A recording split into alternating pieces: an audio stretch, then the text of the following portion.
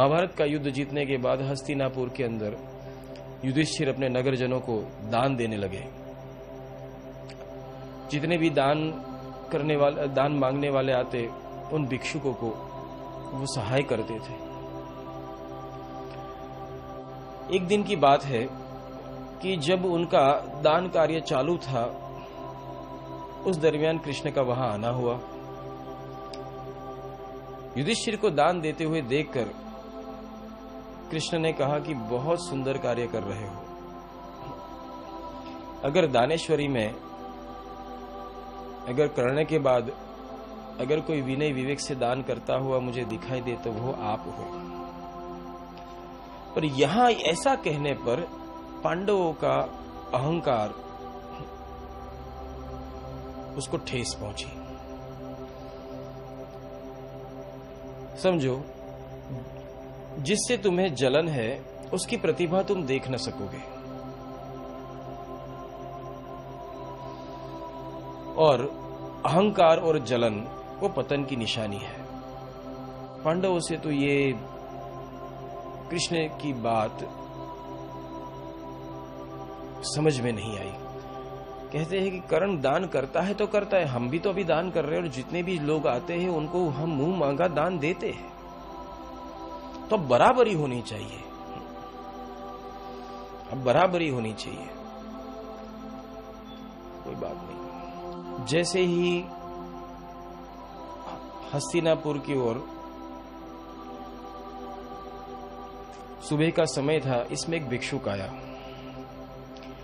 भिक्षुक के आने पर उसने कहा कि मेरा एक नियम है कि मैं हर सुबह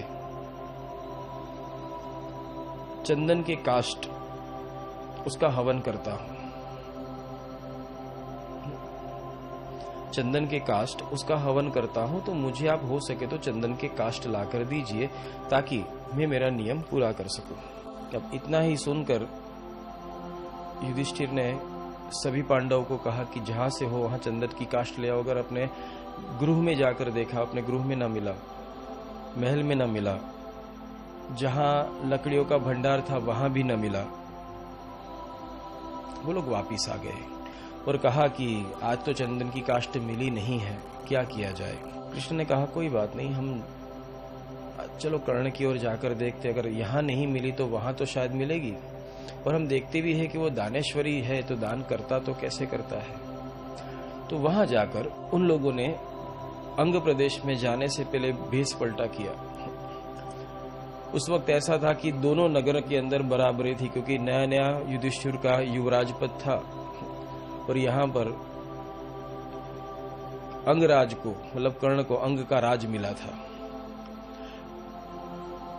वहां पर कोई उनको पहचान न ले पांडवों को कृष्ण, इसलिए उन्होंने भेष पलटा किया और ये इस व्यक्ति के साथ वो वहां चल निकले।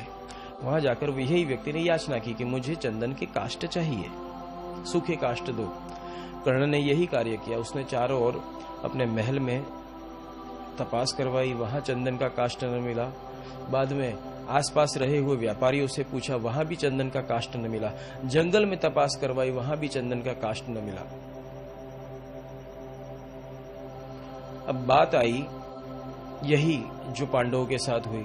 कर्ण के जितने भी सैनिक थे वो आकर कहने लगे कि कहीं पर भी हमें चंदन की काष्ठ नहीं मिली। अब पांडव मंद मंद मुस्कुराने लगे। अब देखते अब क्या होता है। कर्ण ने कहा नहीं, मैं इसको ऐसे नहीं जाने दूंगा। मेरे महल के अंदर जो खिड़की और दरवाजे थे, इसमें जहां चंदन की काष्ठ लगी हुई सब तोड़कर ले आओ और इसमें से निकाल कर इसे दो, पर मेरे यहां से कोई वापिस नहीं जाना चाहिए। जो युधिष्ठिर युवराज थे, उनके महल में भी चंदन की काष्ठ थी। युवराज के पद पे होते हुए वो अगर महल से खिड़की दरवाजे निकलवा लेते तो क्या कम पड़ता। सत ऐसे टिकता है, जो व्रत लिया है उसे पूरा करो। पूरा करने पर तुम्हारा सबकॉन्शियस माइंड तुम पे गर्व करेगा और उसके साथ ईश्वर भी तुम पे गर्व करेंगे, और इस दोनों दोनों तत्वों का एकाकार जहां होगा, जिसको कहते हैं संतोष, ईश्वर को तुमसे संतोष होगा, तुमको खुद से संतोष होगा, जो ये संतोष होगा उससे जो एक गुप्त शक्ति प्रकट होती है उसे सिद्धि कहते हैं, उसे सत कहते हैं। तुमने जब स्वयं अपने अंतर हृदय से तन तोड़ मेहनत करते हुए और अत्यंत आनंद से और भाव विभोर होकर थोड़ी सी भी कटु भावना न रखते हुए दिल से कोई कार्य किया हो, दिल से सेवा की हो, दिल से भक्ति की हो, उस भक्ति को 24 कैरेट कहते हैं। और ऐसी भक्ति अगर हो, ऐसी भक्ति हो, वहां तुम्हारी अंतरात्मा खुद ही जगमग जगमग होने लगती है, तुम्हें संतोष होता है, एक भक्ति का संतोष है।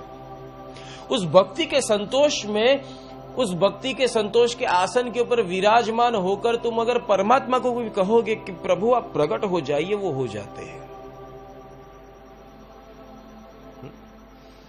वो हो ही जाते हैं, वो बाकी नहीं रहते। इस संतोष के आसन के ऊपर बैठना है।